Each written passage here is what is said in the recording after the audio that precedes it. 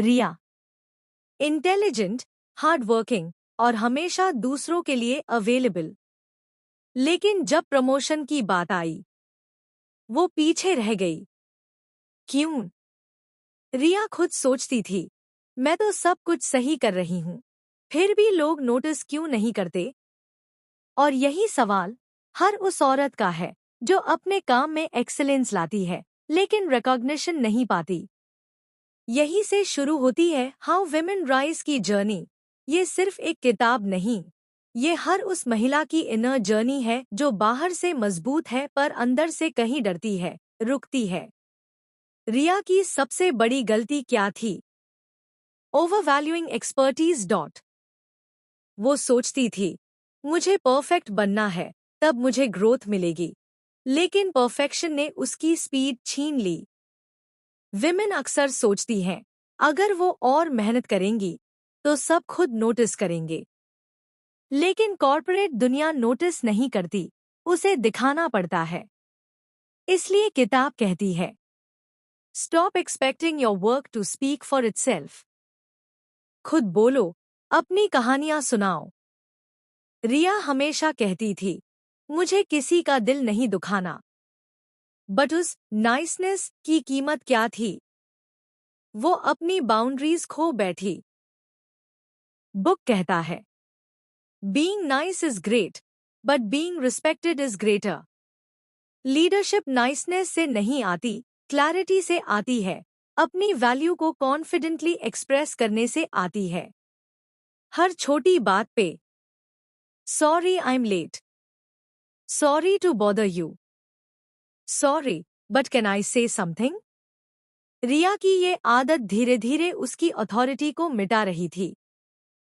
Book यही सिखाती है, stop apologising for existing dot. तुम्हें हर बार माफी मांगने की जरूरत नहीं, बल्कि अपने शब्दों में शक्ति लाने की जरूरत है। रिया ने एक बड़ी प्रोजेक्ट लीड किया, लेकिन मीटिंग में उसने सिर्फ इतना कहा, टीम ने काम किया। लेकिन उस रूम में बैठा हर आदमी अपने हिस्से का क्रेडिट ले रहा था। यही होता है जब विमेन हेजिटेट करती है अपना कंट्रीब्यूशन बताने में। बुक कहती है, claim your achievements, own your success. क्योंकि जब तक तुम खुद नहीं मानोगी कि तुम पावरफुल हो, दुनिया कभी नहीं मानेगी। अब रिया बदल चुकी है। अब वो सिर झुकाकर नहीं, सीना ठोक कर चलती है। अब वो सिर्फ हार्ड वर्क नहीं करती, स्मार्ट विजिबिलिटी क्रिएट करती है। अब उसे पता है कि उसका काम कितना कीमती है, और उसे बताना, सेलिब्रेट करना और डिमांड करना कोई घमंड नहीं, वो उसका हक है। अब वो सिर्फ एक अचीवर नहीं, वो एक लीडर बन चुकी है। अब रिया समझ चुकी थी कि सिर्फ काम अच्छा करना ही काफी नहीं होता। उसे अब अपनी आवाज को पहचानना था, उसे इस्तेमाल करना था। रिया ने हाल ही में एक इंटरनेशनल क्लाइंट प्रोजेक्ट लीड किया था। दिन रात मेहनत, डेडलाइंस, क्रिएटिव थिंकिंग, सब कुछ उसी ने संभाला। लेकिन जब क्वार्टरली टाउन हॉल में सीईओ ने पूछा, कौन था इस कैंपेन के पीछे? रिया ने मुस्कुरा कर कहा, टीम ने सब कुछ किया। लेकिन उस रूम में मौजूद पुरुष कोलीग्स ने तुरंत अपने हिस्से का क्रेडिट ले लिया। और रिया एक बार फिर बैकग्राउंड में रह गई। किताब कहती है, claim your achievements, own your brilliance. क्योंकि अगर तुम अपने काम को रिस्पेक्ट नहीं दोगे, तो कोई और क्यों देगा? अब रिया ने सीखा, अचीवमेंट छुपाने की चीज नहीं है, वो इंस्पिरेशन बन सकती है। हर छोटी बात पे sorry, I was just wondering, sorry to interrupt, sorry, is this a good time? Riya की ये आदत धीरे धीरे उसकी अथॉरिटी को डिसॉल्व कर रही थी। लोग उसे जेंटल कहते थे, लेकिन रैली सीरियस लेते थे। हाउ विमेन राइज सिखाती है, don't apologise for existing, just speak. अब रिया ने सीखा, हर बार माफी मांगना सेल्फ डाउट का सिग्नल देता है। अब वो कहती है, excuse me, I have a thought. Simple, direct, confident.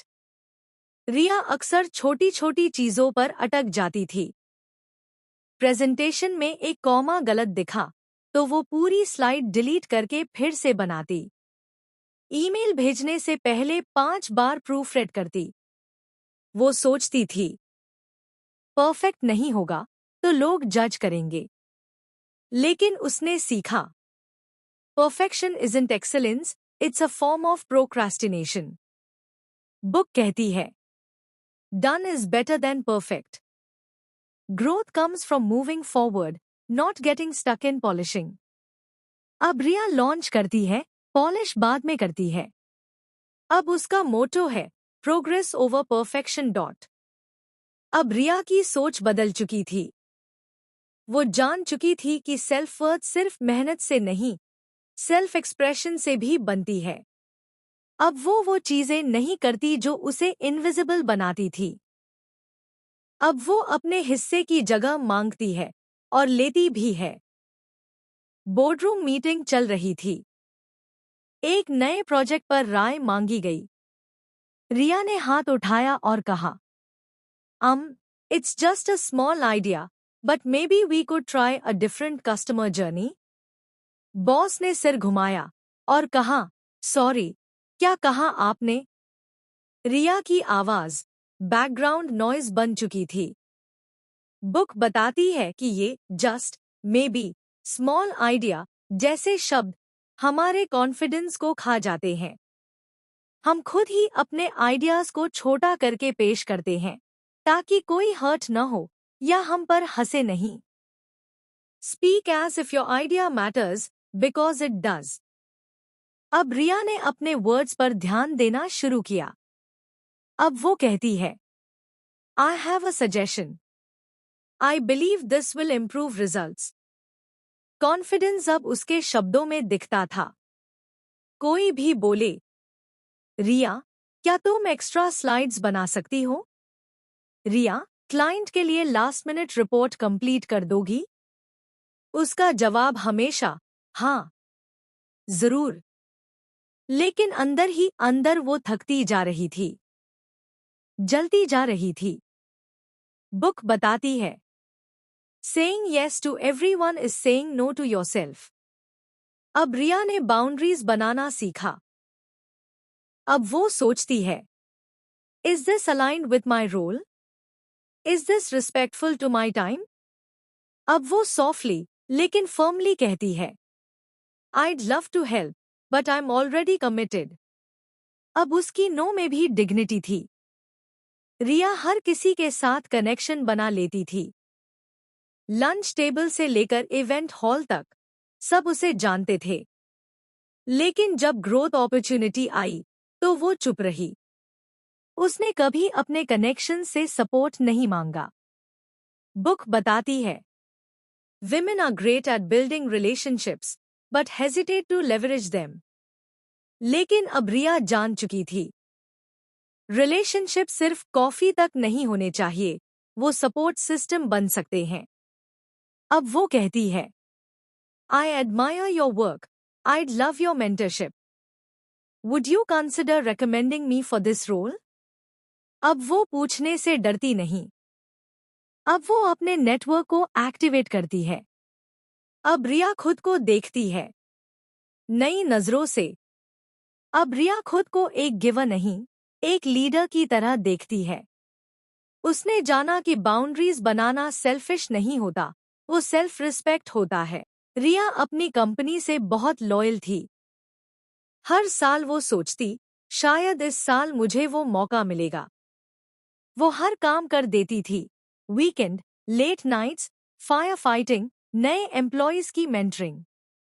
लेकिन प्रमोशन और लीडरशिप रोल्स किसी और को मिलते रहे। बुक ने उसे आईना दिखाया।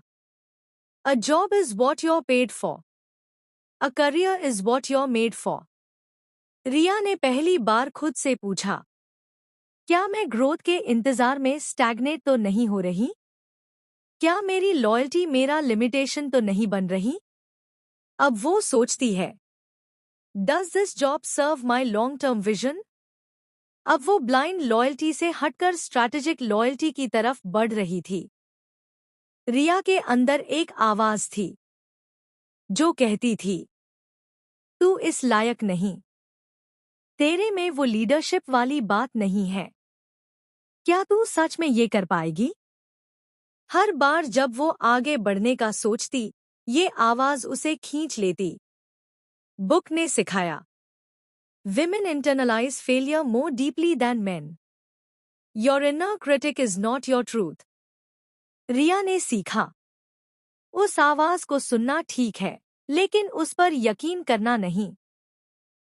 अब वो अफर्मेशंस बोलती है, I am capable. I am learning. I am worthy. अब उसकी इनर वॉइस उसे डराती नहीं, उसे सहारा देती है। रिया इतनी बिजी थी करते करते कि उसने कभी सोचने का समय नहीं निकाला। प्रमोशन के बाद क्या? 5 साल में कहाँ पहुंचना है? क्या वो बिजनेस शुरू कर सकती है? बुक कहती है, if you can't see it, you can't claim it. अब रिया अपनी करियर विजन लिखती है। वो अपने गोल्स को स्पेसिफिक बनाती है, मेजरेबल, टाइम बाउंड और अलाइंड विथ हर वैल्यूज। अब उसका फ्यूचर कोई वेग सपना नहीं, एक क्लियर रोड मैप बन चुका है। रिया कई बार सोच चुकी थी कि उसे नई अपॉर्चुनिटी तलाशनी चाहिए, लेकिन हर बार एक ही सोच रोकती, इतने साल इस कंपनी को दिए हैं, छोड़ना सही होगा क्या? बुक कहती है, loyalty is admirable but blind loyalty is dangerous. Riya ने जाना कि लॉयल्टी कंपनी के लिए अच्छी हो सकती है, लेकिन अगर वो उसे रोक रही है तो वो लॉयल्टी नहीं, लिमिटेशन है। अब उसने खुद से पूछा, क्या मैं इस जगह से ग्रो कर रही हूं या बस टिक रही हूं? और जब जवाब मिला नहीं, तो उसने बिना गिल्ट के अगला कदम लिया।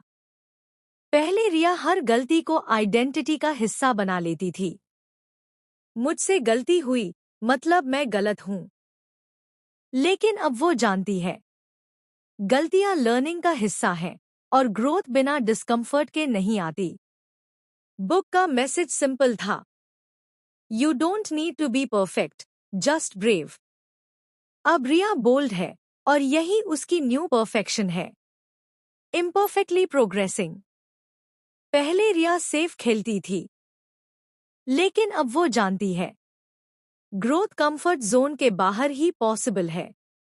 अब उसके लिए कंफर्ट जोन एक पिंजरा है और हर दिन वो एक ताला खोलती है। अब वो अनकंफर्टेबल कॉन्वर्सेशंस करती है, फीडबैक लेती है, नई रोल्स डिमांड करती है और खुद को हर दिन एक लीडर की तरह प्रेजेंट करती है। बुक कहती है, growth is never convenient but it's always worth it. अब रिया कौन है? अब रिया वो है जो अपने दिल की आवाज सुनती है और उसे फॉलो करती है, जो कंपैरिजन की जगह कंपैशन चुनती है, खुद के लिए और दूसरों के लिए, जो अब सिर्फ सफल नहीं, सार्थक बन चुकी है।